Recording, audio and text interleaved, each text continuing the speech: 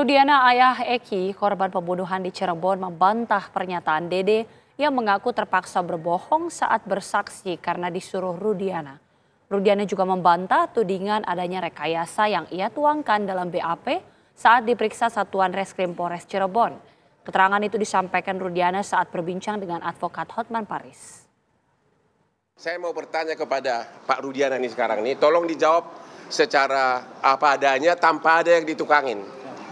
Waktu kejadian tersebut katanya Bapak sebagai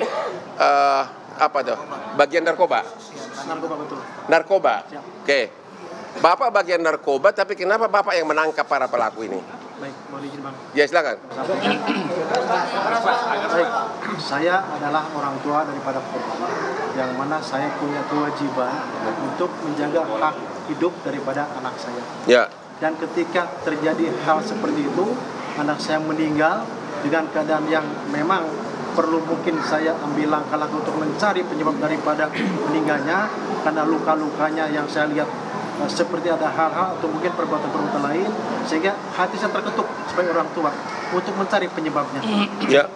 Dan kebetulan ada orang yang melihat dan tanggal 31 Agustus setelah saya datang ke Jalan Perjuangan, di depan SMP 11, bertemu dengan saudara A dan D, dan kemudian dia menyampaikan kalau melihat kejadian tanggal 27, Ya.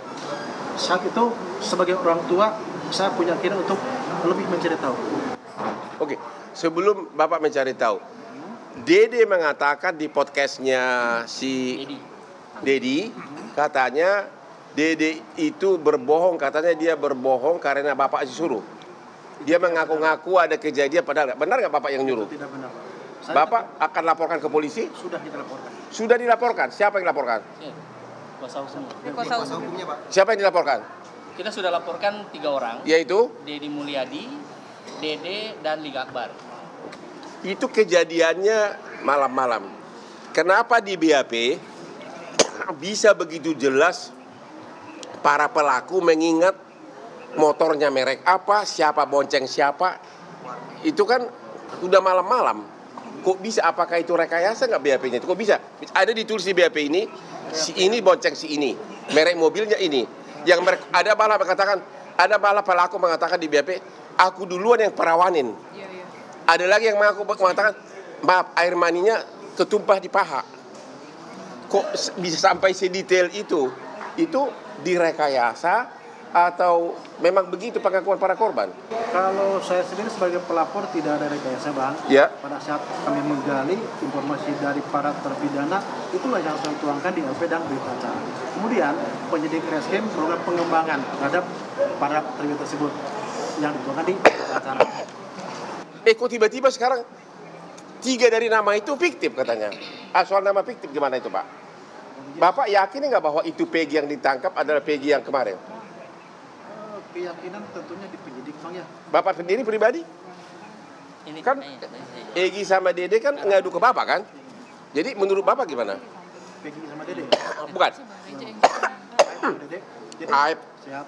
Aib sama Dede kan sumber dari Bapak. Betul. Pertanyaannya ada 3 nih. Yang apa? Fiksi apa namanya?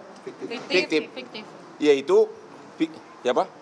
Peggy, Andi sama Dani. Ya terutama Peggy dulu. Menurut Bapak itu Peggy yang kemarin dia di pra-peradilan atau bukan? Bicara keyakinan, karena yang saya tahu hanya nama-nama yang disebut para terpidana. Disebutkan. Disebutkan terpidana. Hmm. Kemudian terpidana tersebut dilakukan pengembangan pemeriksaan sama penyidik. Ya. Mungkin penyidik yang lebih jelas, Pak.